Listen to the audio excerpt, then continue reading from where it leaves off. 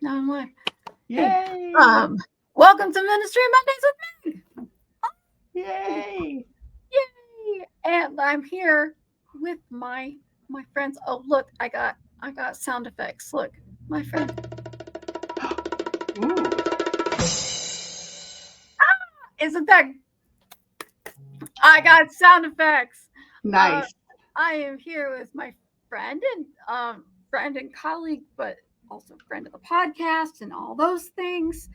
I guess under your pen name, Melinda Mitchell, Reverend Mindi, also known as Mindi Welton-Mitchell, and author and let's see, mom, wife, and executive minister of Wisconsin, cheese eater, Cheese lover. cheese lover, and I'm trying to think. Oh, hockey lover. I'm trying to think about all the things I Yes. know. So why don't, if somebody doesn't know you, like I'm not sure how they don't know you, but like if they don't, why don't you tell them things that I didn't cover or do a better job than I do? Sure. I feel like there might be a little bit of an internet delay. I'm not sure what's going on, if it's my internet or yours, but since we went live, I'm now like, I don't know if I look slow on your side, but I look slow on my side. So I'm just sharing that. Okay. Yeah. If I look good on your side, then don't worry about it. I'm recording it locally, so like it's supposed to record us on both ends. Yeah. Oh. Sorry, people who are watching, but I'm seeing my mouth move like 2 seconds after I'm speaking. So we'll just go with it. Yeah. So I am an author of science fiction and fantasy, and also a regional executive minister. As Meg shared, I have lived all over. I grew up in Alaska and now live in Wisconsin. So winters are about the same, just no mountains. And I have been interested long in the intersection of science fiction and theology. And in fact, Paul Schneider, Reverend Paul Schneider from the Evergreen Association, I have co-written 2 academic papers on the subject and presented them at the American Baptist Theologians Conference in the past. So this is an interest of mine, of seeing where science fiction, the imagination of science fiction, can take us in our understanding of some of the basic values that we have in our world and where we see them going. And so I enjoy writing science fiction. Yeah. And you do it well. I mean, I'm just gonna say you do well. So this is book number. This is book number 2. So just a little caveat: you do not have to have read the first book. Meg is holding the second one, Fortunate Son. Mm-hmm. So the first book is called Next of Kin. And the first book was a sci-fi retelling of the story of Ruth, and it is no longer in print for various reasons. And I had to move publishers. So the new publisher is awesome, and we just decided to restart the series, which was perfect because it's really a new story that's starting, and it takes place several generations after Next of Kin as a Ruth retelling. So think of it as a prequel that if you did read it, you'll have Easter eggs for understanding Fortunate Son, but you do not have to have read it. But Fortunate Son is a sci-fi retelling of the David story. And as you can see, the front cover depicts one of the scenes early on in the book, within the first about 100 pages. And as you can imagine, that is the David and Goliath scene. But it's told as a mech battle. So if you are into anime or Transformers or Pacific Rim or Iron Widow or any of those, there's some elements that kind of will remind you of that while retelling a biblical story. And what I mean by retelling is I have taken kind of the main characters and some of the story beats and have made a science fiction story of it. But it's obviously not the Bible. I just want to make that clear. Read your Bible. But that's actually one of the great things, is there's a quote on the back of the book.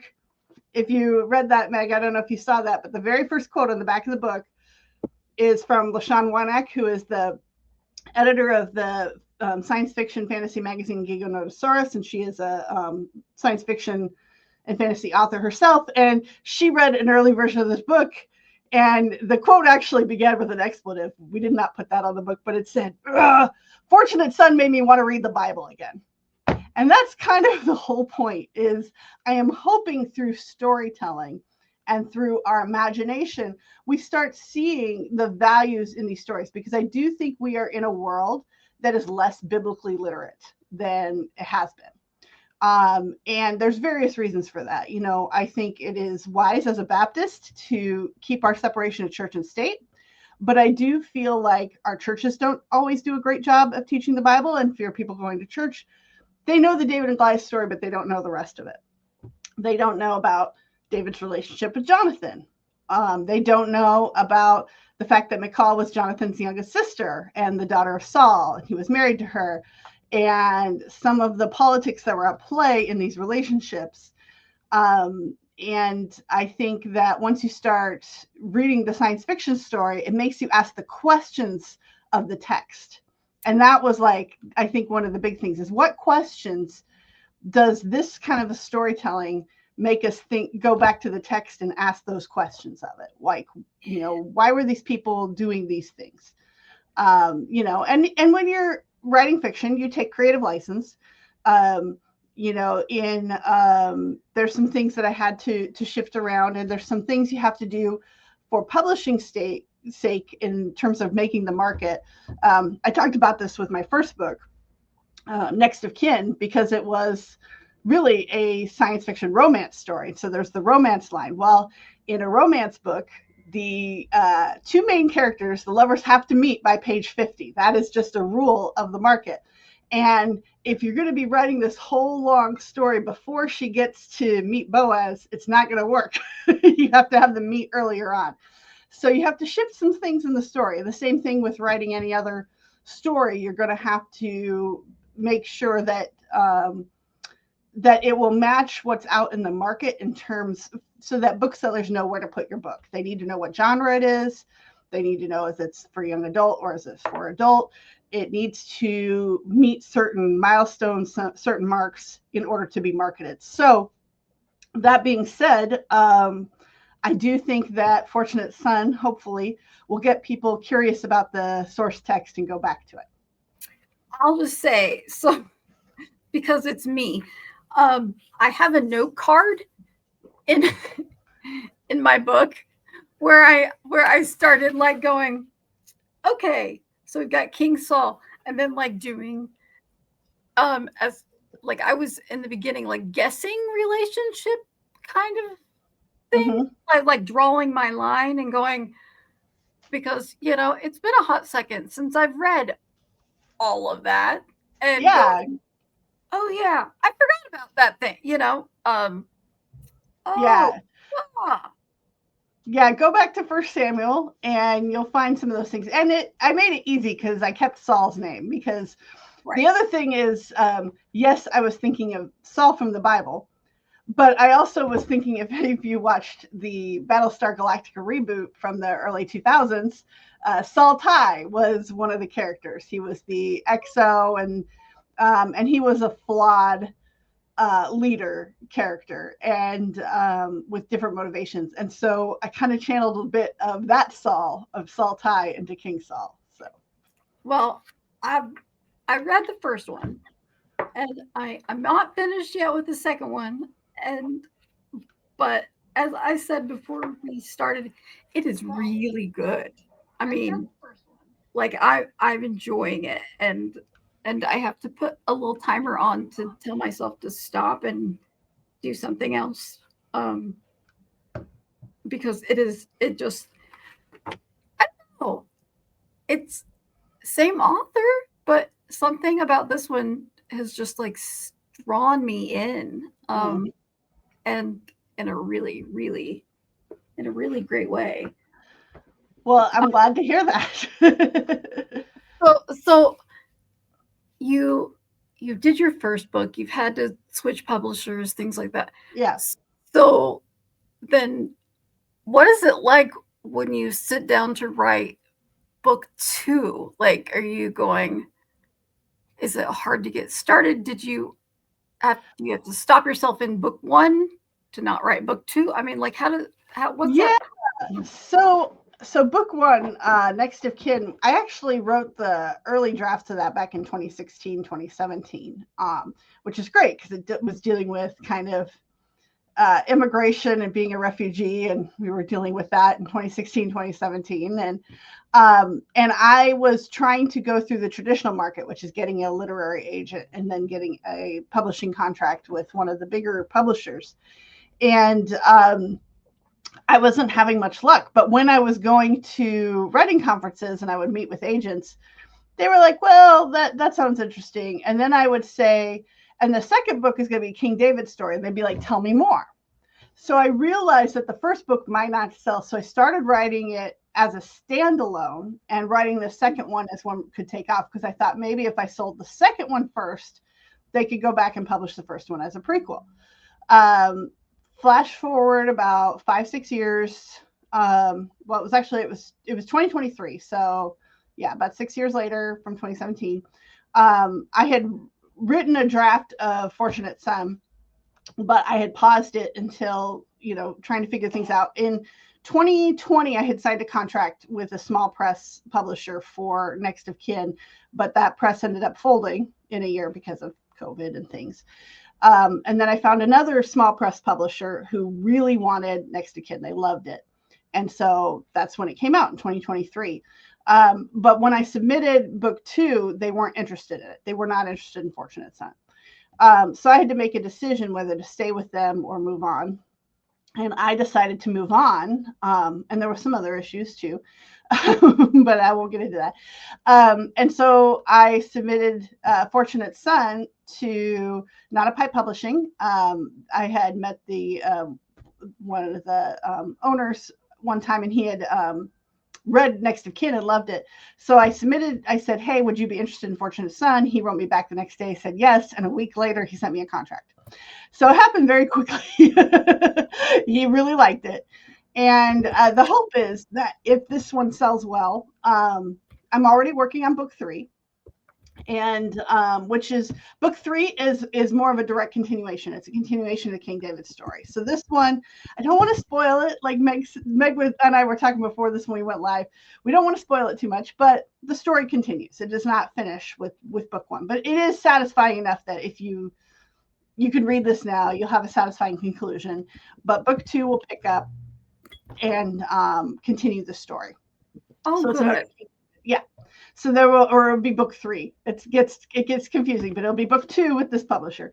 And again, I try to write them so you don't have to necessarily read them in order. You can pick it up and read it and then go, hi, I wonder what happens before. And, and as I said, Next of Kin is out of print, but I have been told there's some used copies on Amazon. And I know that Black Birch Books in Wasilla, Alaska still has 2 copies that are new.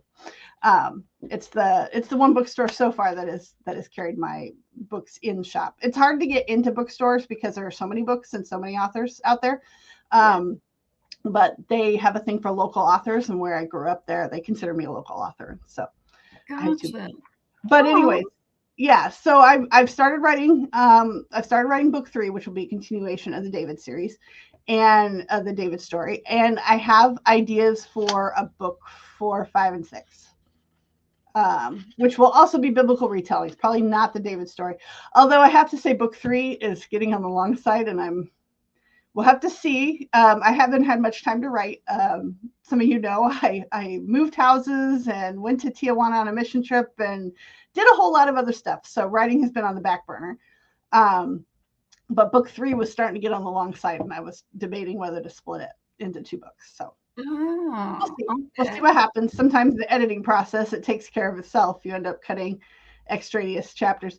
I mean, Fortunate Son originally had 5 there's 5 chapters that got cut out of it, because that happens. Wow. Yeah, there were 3 chapters that happened before the beginning.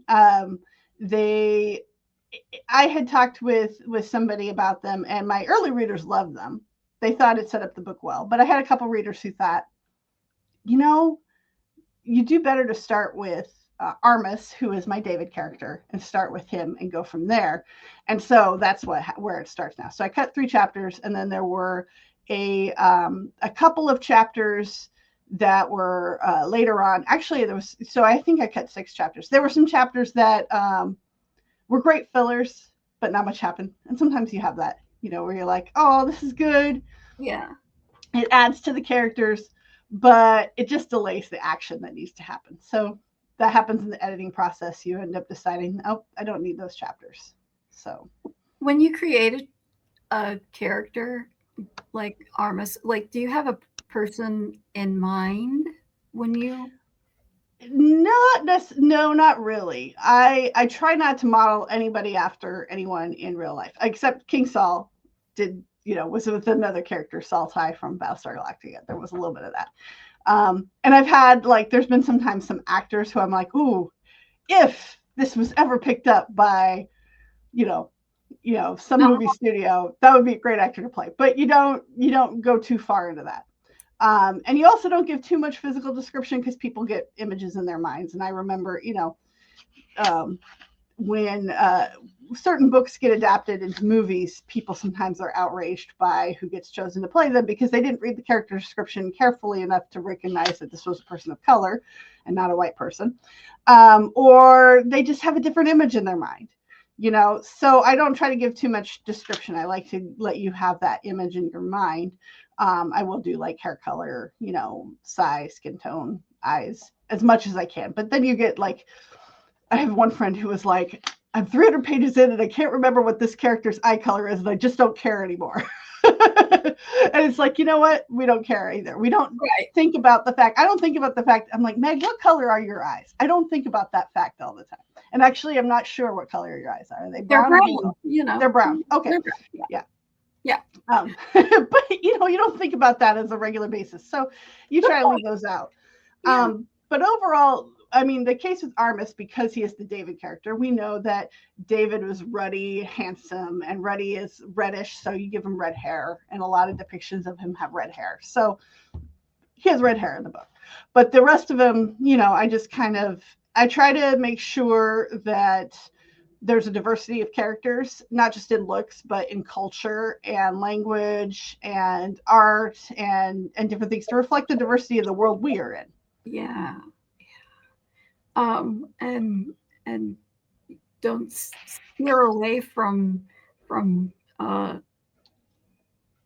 LGBT issues. And I know that is going to be that might be somewhat controversial for some readers. A lot of biblical scholars have read David loved Jonathan. It's very clear he loved Jonathan more than any other woman. So I made that clear in there. I also include non-binary and trans characters because this is the world we are in, and they are real people, and we don't know or understand necessarily gender and sexuality as much in the Bible as we think we do. Our Jewish friends and Jewish scholars have always understood there was more than just male and female in the text, and I try not to go too heavy into that because I know some people would be confused or just whatever. But I do try to include the diversity. If this is the world we are in, this was the world that the Bible was in, we need to understand that our views that are mostly the last couple centuries that we have applied to the Bible and look through, our lens to the Bible may not have been there 2,500, 3,000 years ago.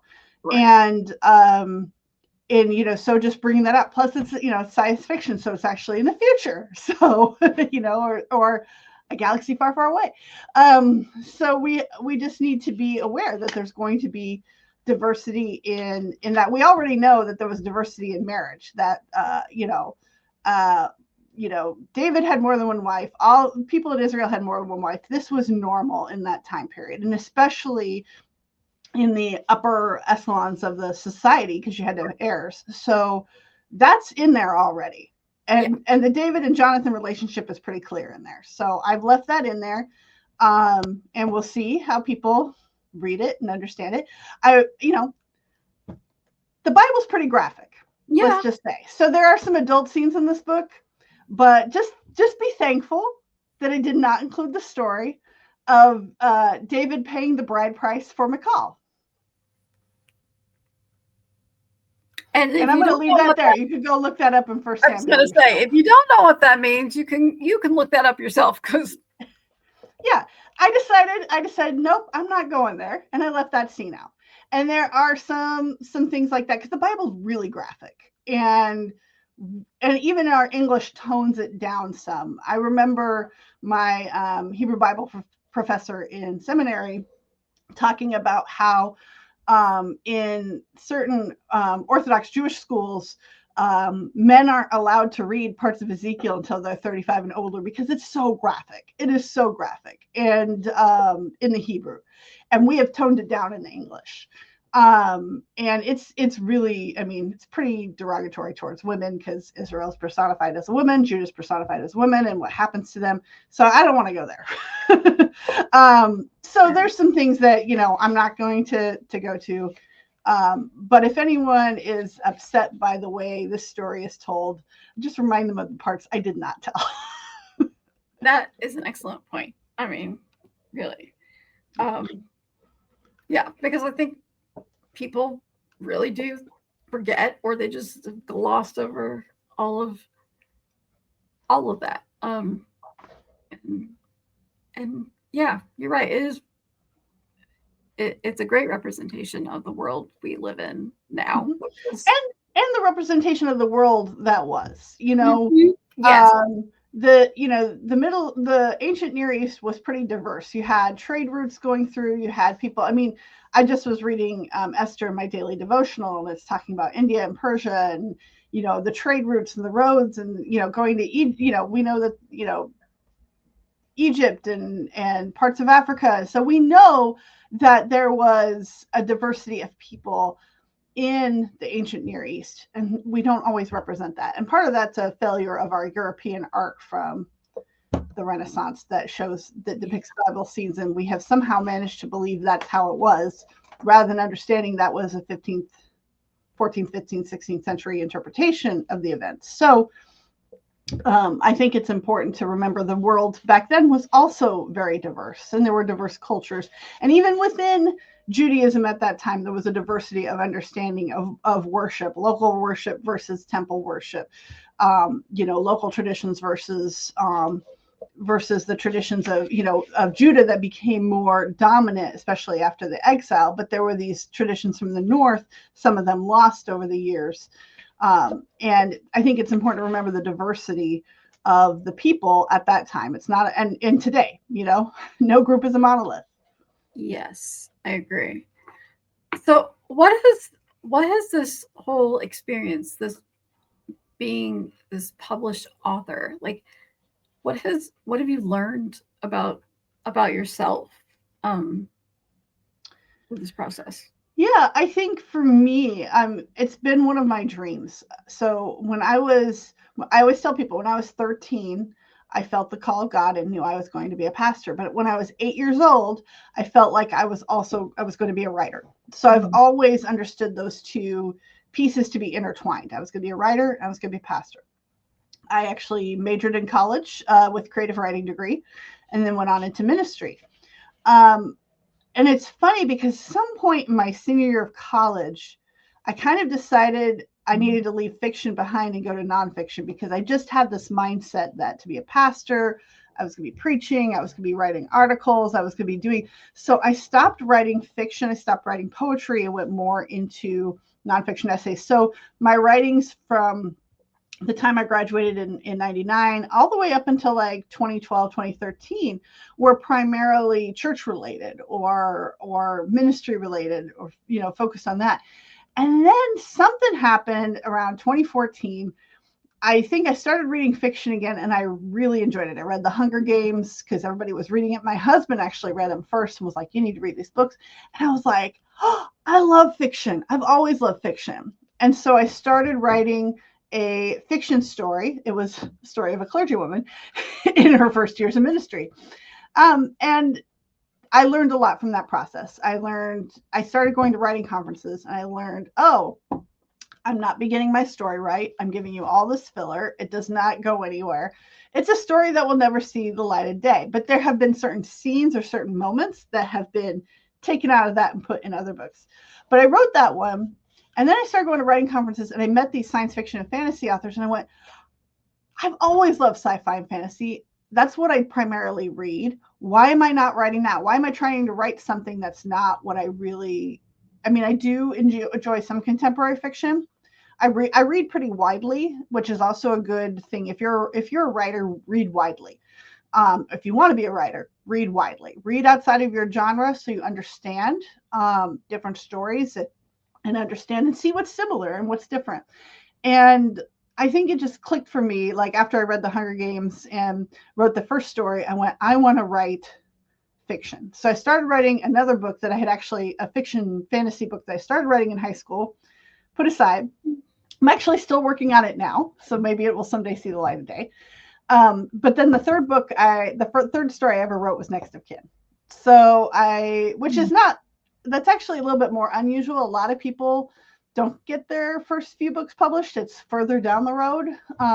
So in some ways, it's funny because if you'd asked me a few years ago, I would have said, oh, it's taking forever, this publishing journey. I don't know. Because I had this idea I had to be published by the time I was 40 or I had failed.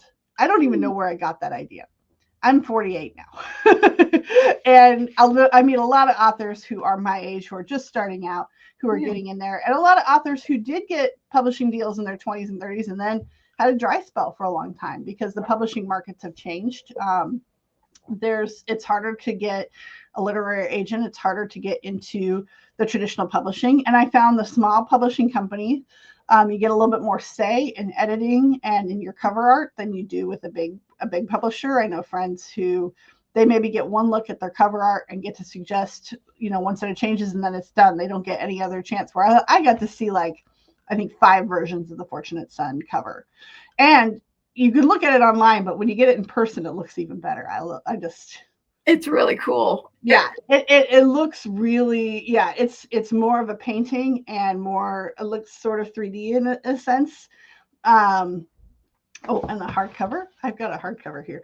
It's even better. It just is so I know my camera's blurring it out, but it's just amazing. So you get more say with small publishers. So those are some things I learned. The other thing that I would say that I learned the most is that publishing is not the be all and end all. I don't make money from publishing. Really. I've never made enough that it's made any sort of difference even on taxes. So it's, you don't get a lot for publishing. You don't get a lot in royalties, but you get your book out there. And that's, to me, the important thing. And I'm really thankful that my publisher has distributed my book pretty well. You can find it in all online booksellers. I'm going to put a plug in for bookshop.org because it's not one of the big ones. And also the publisher's website right now, you can get Fortunate Son, the paperback and the hardcover are 25% off. So okay. You can also get it in ebook from either Amazon or Barnes & Noble. And we'll make sure we put those in the show links. If you're watching, I know we've had people hopping on, off because I've been watching, but if you're watching and you want a chance to win the book, put your name down in the comments and we'll draw one. So that's why people have gone to the whole self-publishing model thing is because the publishing has changed so much. Is that it? Yeah, there's a lot of people who go to self-publishing because traditional publishing can take a long time. You can sign a contract and your book might not come out for a couple more years. And your book may go through several different hands. There's in terms of editors, and then I know several friends who have had editors change midway through the book because the company downsized, and then you're working with somebody completely different than who you started with, and that can be difficult. Not to say, the traditional publishing route is how you're going to get in the big stores. So if you want to see your book in Barnes & Noble, most of the time that's the way you're going to go. If you want to see your book advertised in major magazines, newspapers, online, you're going to go with a big publisher is going to put money into promoting. Maybe not as much as they once did, but they will still do that. So there's nothing. I mean, if you want to, for anyone out there who's thinking of writing, if you want to pursue that, please, go for it. I'm actually with a different the fantasy book that I started. I am still kind of trying to find an agent and go the traditional route first. I think it's good to do that, but the small press, you can often pitch directly to them without an agent. It's a shorter turnaround time, usually within a year or less. Like I said, you won't make as much money, but that's I for me, it's more I wanted to get these stories out there and get these books out there, and I think that's the important part. And you will make some money. I don't want to. If my publisher's listening, I really appreciate you. So I'm not trying to discourage people. I had somebody on the show earlier this year who was like, "You're either you have like two goals. Either you're just happy to get published, and your goal is to make enough money that you can take your family out to a nice dinner." Or if it does really well, you could take your family on vacation. And he says, and what that vacation entails depends on how well you do. Vacation may be camping in the backyard, Yeah, and I would say, I've probably been able to take my family out to a nice dinner. And I would also say, I know friends who were traditionally published, and when you're traditionally published, you get an advance on the royalties up front. And one of my friends said the advance was enough to pay for the furnace when it went out in the house 2 months after the book came out. So, that's usually what happens, right? I mean, if it takes care of what it needs to Yeah. take care of, then. Yeah. And I think I've had one friend in all my time, including friends published with the traditional publishers and things, who have actually been able to quit their day job. I think I've had one out of hundreds of people I know. So the real thing is, do you have a passion to write? Do you have a story to write? And are you willing to work on your craft, work and face rejection as part of the process? Rejection does not mean you're a bad writer. Rejection may be the story still has some work, or it may mean this is just not the right fit. Sometimes that happens, and somebody says this is not the right story for me, because an agent wants to champion your book. They want to love your book to the point that they are willing to do whatever it takes to get the book published. And if they don't love your book, they're not going to take you on. I remember talking to an agent who receives something like 11,000 query letters a year, which is just, I don't know how she, manages that. She said she requests about, between 50 and 100 manuscripts a year, like partial, like first few chapters. She requests, I think she said, about 20 full manuscripts a year. So that's out of 11,000, and then signs 1 or 2 clients. Wow. So it's really hard. So now, and then the other thing that's part of the problem is AI. AI is flooding the markets. People are out there to make money, so they are using AI to write stories, and publishers can tell, agents can tell, they can tell right away that this is an AI story, but it's filling up the inboxes to the point that I know at least some of the small markets, like journals and magazines for fiction, have had to shut down their process for a while, to shut down their submissions because they just got overwhelmed with AI submissions. So yeah, it makes it hard. And then you do run into, now some people are rejecting stories that sound like AI but are not. But usually you can prove that it's not AI. So that's, I don't think that's as big of a problem. But the issue with AI flooding the markets is. So, and then that's the problem with Amazon, is you might get bestsellers out there, and some of them find out really quickly they're just plagiarized of other books, or they're AI slop. So yeah. That's the downside right now. But I do think, like, for me, getting your book out there, having people read it, and having people really enjoy it is just to me, that's the icing on the cake. That's why I write. And like I said, for The Fortunate Son and Next of Kin, having people want to go back to the original source material and go, what really happened here? What's in the scripture? What does scripture say? What are the questions I have of the text? I think that to me is like, that's the best part, is that people are reading this wanting to know more, wanting to learn more, wanting to dive in. And I don't think you have to be a sci-fi nerd to to read the book. I mean, yeah, I enjoy Doctor Who, yes, but I'm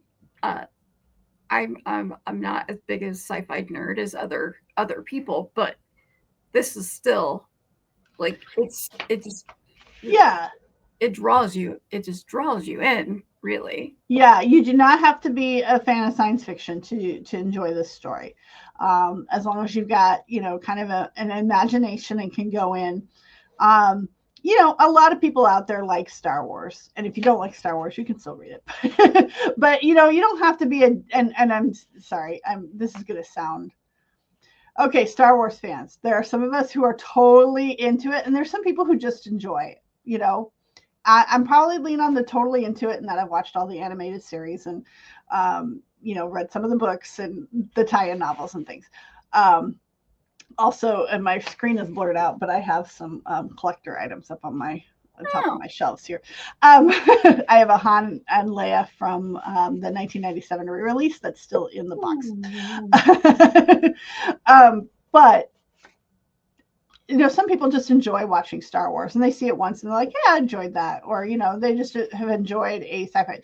If that's your level of enjoyment, you'll love this book, I think.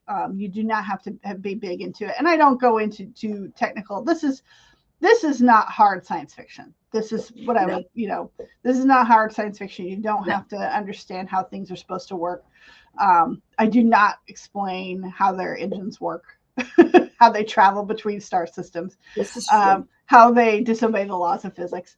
I do not explain any of that. So it's not hard science fiction. This is enjoyment. It is a story. It is an epic story to be told. And there's some fantastical elements to it. But if you know the story of Saul, this is in the Bible, so this shouldn't be a spoiler for the book. But Saul consults a medium and has a vision of, the prophet Samuel, who has passed. And there is a similar scene in this book that does not totally get explained. And some of that is sort of the fantastical element of it that's in the Bible. So. Right. Yeah. Is if anybody else is watching and you want to go in the drawing for the free book, please put your name in the comments, because we're gonna draw here in just a few minutes, which is really exciting. Hi, Angie Jackson. Angie Jackson. Good. We got it. Hey, good. We got one live person. Yay. Yeah. Wow. And so, do you I know as like the executive minister that a lot of times you preach when you go to different churches. Do you incorporate your material in your sermons? I do not in this case. So one of the things I have been very clear is to keep these are two separate jobs, right? My writing job, because I do earn some money from it, and my ministry job, and they're separate. So I am very clear about my ethical boundaries in this. So in fact, you will never see in any of my newsletters anything from the region office or anything about my fiction writing. Some of my pastors and some of church members know, because they're friends with me on Facebook, and I'm very clear on that. My personal Facebook page is mine. It does not necessarily express any opinions of the region. I don't do any of that, so I don't advertise I did a workshop. Really, like we have this program called Teaching Pastors Forum, where different pastors have a passion project and they share it with other pastors in our region about once a month. We have lunch. I ended up leading one on writing, and I talked about writing for the Christian Citizen, writing for the American Baptist Quarterly, and writing for different journals, and shared about some other Baptist authors I know who have been printed in Baptist News Global and Good Faith Media and other places. And at the very end, I said, if you are interested in knowing more about fiction, I do write science fiction and I have a book coming out. But I said that at the very end and didn't say anything more because I really do want to be ethical about this. I also don't want anyone, there may be some people who do not like what I have done with this story in Fortunate Son. And I understand that, and people of faith, and I do not want to have anything come between me and my, ability to serve as a regional minister because they didn't like my book, or were offended by something or something bothered them. I want to make sure. So I don't promote it at all here. But if people ask me about it, I do share about it. And, and that's a separate, but I really do try to keep it separate and try to keep boundaries, ethical boundaries for that. I know other pastors out there do have books. And if you have a book that's related to ministry, it's a whole different ballgame. I will say, though, in my preaching, I have brought in science fiction references before. I mean, that just happens. Right. And especially when I was a local pastor, that happened a lot more often. At the regional level, it just depends on the circumstance and the situation, whether I bring something in. I think I've done more Marvel references recently because I know people have seen the Marvel movies and, but yeah. So there is one thing I did want to share about Fortunate Son that so people know there's 3 points of view in the book. You have of the characters in the Bible, you have a David character who is Armis. You have Jonathan, who is John. I kept some names. And then the Michal character is Kyla. And one of the things I think that is really interesting is if you read 1 Samuel into 2 Samuel, you will know that Michal doesn't have a whole lot of agency. She is the youngest daughter of Saul, Jonathan's youngest sister. The scripture tells us she was in love with David. And then Saul had her marry David because Saul kind of wanted to control. That way David's, under his, son-in-law, under his, household. Then Saul decides he wants to kill David. Michal helps him escape. That's all in the Bible. Michal helps him escape. And then Michal is actually married off to somebody else. And then you don't hear from her until in 2 Samuel, after Saul and Jonathan are dead, David is crowned king. It's all of a sudden like David remembers, oh yeah, I have this other wife because he's married to 2 other women by then. So then he has her brought back. And it's very clear in the scripture. She's brought back to legitimize his claim to the throne because she's Jonathan's dead, Saul's dead, the sons are dead. But there is a son of Jonathan that lives but is disabled and so will not be an heir. So in order to legitimize it, he needs Michal. And then there's the famous story in 2 Samuel where I think it's chapter 6, where she's gazing out and David is dancing before the throne naked and there's women out there and she despises him. And it says in the scripture that she never had children again. And I would like to say, girl, I get you. I would swear off men for the rest of my life too. So I wanted to give Michal more agency in my story.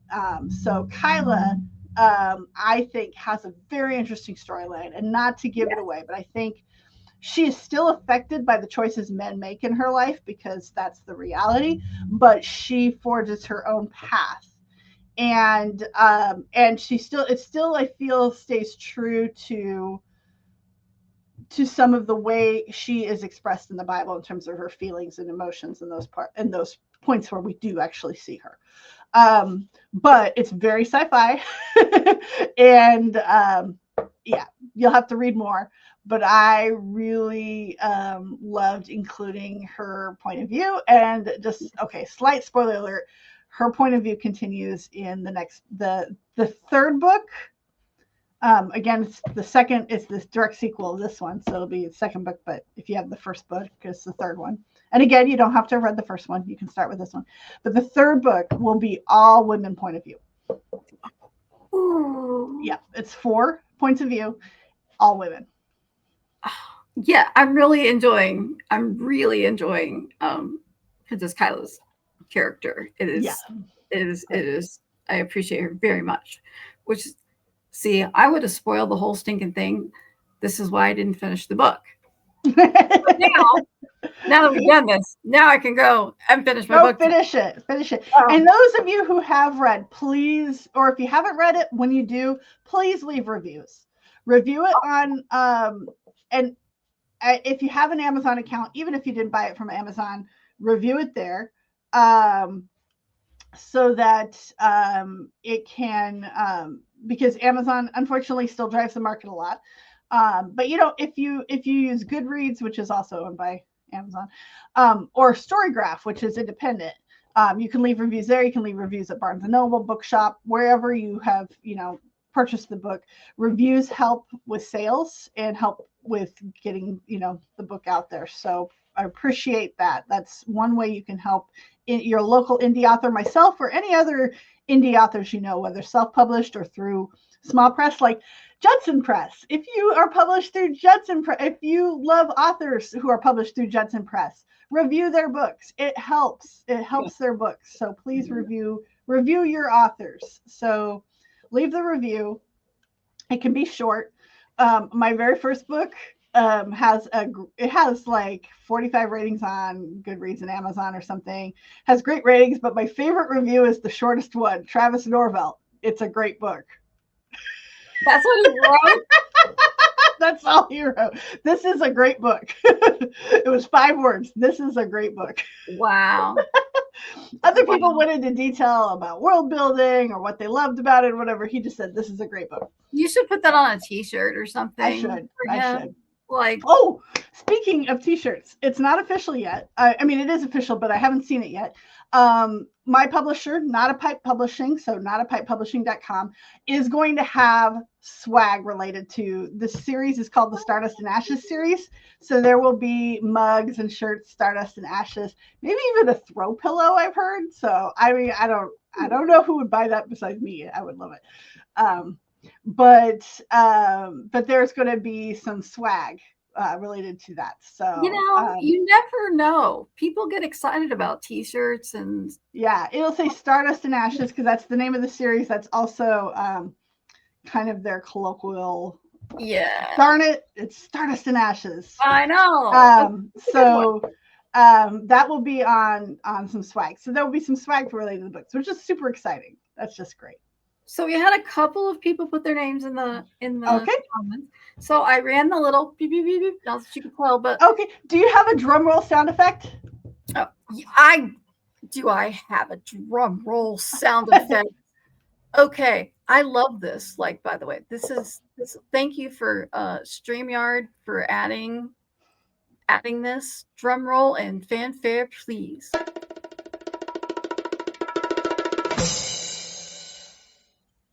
We have a winner, Pastora Ramona de la Cruz. Congratulations. If you will get us your contact information. Yeah, you can send it to Meg or me. Send me your address.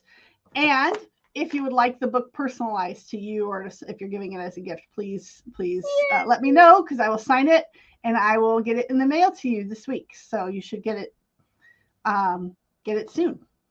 And I will put, for those listening later, watching later, I'll put the links to your publisher's website, Amazon, to the bookshop. Was it Bookshop, right? Bookshop.org. Yep, they are a great alternative to Amazon if you are not shopping the big stores. Bookshop is basically connecting indie bookstores. You can also go to your local. This is actually the really cool thing. Go to your local bookstore. If you have a local indie bookstore, tell them you want to find that you would like a copy of Fortunate Son by Melinda Mitchell. You just need my name, because there's a few other books titled Fortunate Son. There's also a famous song titled Fortunate Son, which I will admit does get in my head. But you go to your local bookstore, you can request Fortunate Son, Melinda Mitchell, and they can order it for you. And generally, that will not charge you shipping. It will come right to the bookstore, and you can get it. And it's also possible that they will order extra copies for their bookstore. So that's a great way to do it. If you don't do that, you can do bookshop.org. You can get the ebook on Amazon and Barnes and Noble. You should be able to get the ebook on Bookshop, but I haven't seen it yet because they also will do ebooks. The other thing you could do, if you don't have money, go to your local library, request it. That's actually an amazing thing you can do. And I know Next of Kin is in a couple of public libraries. So that's another way. If you want to read that first one, you can do Interlibrary Loan and request Next of Kin. But you can also request Fortunate Son through your library and see if they will get copies, and you can read it that way. And they should be able to request the ebook that way too. So that's also, I love that. I want more people to read the book. So if you don't have money, go to your library and request it. That is totally like one of the coolest things you can do, because then you're opening it up to possibility of other readers finding it. Yeah. And usually libraries, I know, are pretty great about getting your books, and fairly quickly at least, for you. So I've done that a few times myself. But I'm also one of those people who like the physical books and like to write in them and everything else. So, there's that. But that's just me. Anything else we should know before we wrap this thing up? No, I think that's it. There's it's just been really fun writing this book. So yeah, I am working on the third book. I am behind my own schedule. I had hoped to have a draft done before the end of the year, but with moving and things, it didn't happen. But hopefully that will not take too long, and we'll have another book in another year. And turkeys at the new house? Yes. Thanksgiving. Oh. No, like the turkeys in the front yard. No, that was the old house. We haven't seen turkeys. The new house, we've only seen a bunny rabbit. Yeah, the old house, we used to have turkeys and deer that always were wandering through. The old house was on a street circle, and so there was a wooded area, and so we had a lot of wildlife there. In fact, my husband saw the first week we moved in, we saw a coyote, and last week when we were closing up the rental house, we saw a coyote. So my husband saw one. So yeah, but we don't have any. We've only seen a bunny rabbit so far at the new house. We're in a more dense neighborhood of houses. Okay. So, but I'm excited because I have my own office there, but the internet wasn't working so great. So I'm at the region office right now, but I have my own office for writing. So I'm hoping to get some good writing in, and yeah. And if people have questions about fiction writing, especially, if you're in the ministry kind of area of things, I'd be glad to chat with you. And I plan to be at Space for Grace, and Judson Press is usually pretty awesome about me selling books there. So you should be able to pick up a copy, and I can sign it at Space for Grace. That's right. So Space for Grace is in April. I think it's like April 21st, and we will be in Cleveland this time. So if you're going to Space for Grace, I can. If you want to pick up books now, I can sign them there, or you can pick up books when I come to Cleveland. But that's a few months away. But I have to bring my book so you can sign it. Yes. And like Mindi has the crown for the most frequent guest on the show. Sorry, Paul. You're gonna need to write a book or something, I guess. No, Paul gets a thank you because he was one of my beta readers in the book. So he has a thank you. Meg, you'll get a thank you in my next one because you've helped me promote my books. And so you'll get one. But yeah, Paul does a thank you. And that's the last thing I'll just share. Okay. Yeah. This kind of spoils, but the dedication. I don't know if you read the dedication in this book at the very beginning, but the dedication of this one is to all who could never tell the truth of their love, to all who had to hide who they are. You are loved beyond measure. Your story matters. Because I think that's some of telling the story of McCall, Jonathan and David, is telling telling the truth behind the stories. So the thing that brings you joy this time. What brings me joy? Yeah. Well, having my book out in the world, and it's Advent, which is my favorite season. I prefer Advent over Christmas. I'm just one of those people I love. But we do decorate for Christmas at our house because my son, who is autistic, understand. Like you could literally ask him this question in September. What's next? Halloween. What's after Halloween? Thanksgiving. Then Christmas. And so like Thanksgiving's Oh. over, Christmas begins.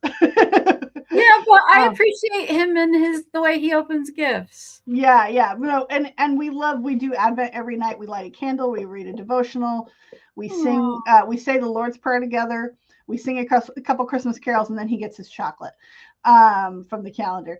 But we did last night, because it was Advent calendar start on the 1st. So today he'll get chocolate. Yesterday we had to improvise a bit with some cookies.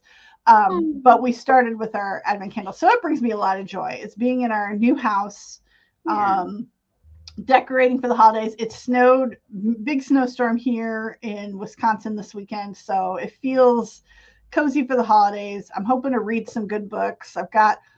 I wanted to show you all my new home office, but I came to the region office instead because of internet issues. But my home office, I have 2 shelves of books that are unread books. So I've got a lot of reading to do. Well, when book 3 comes out and we do this, then hopefully we won't have internet issues. And I feel like, so this is the funny thing. I always, for some reason, I have internet issues when I'm on this show. Last time it was the work office, the region office, my old region office had internet issues, so I did it from home. Wow. And so this time it was the home internet that was having issues, so I came here. Wow. I don't know how I should feel about that. It's not you, Meg. It's just us. So maybe it is. All right. It's been great to be on the show. Yeah, and we thank everybody for watching, for supporting Mindi and her books and the show and all the things. If you want to watch more episodes, you can find them on YouTube. Don't look them up on Facebook. You'll never find them because they delete them after 30 days now. So, but they're on Facebook or they're on YouTube, and you can just Google it. You can find it. But go and support Mindi if you can, and her books. And And Ramona, be sure to send us either send Meg or me your address so we can send you the book. Yeah, and we'll see everybody next time. Thanks for joining us. Bye-bye. Bye, everybody. You're a fantastic guest.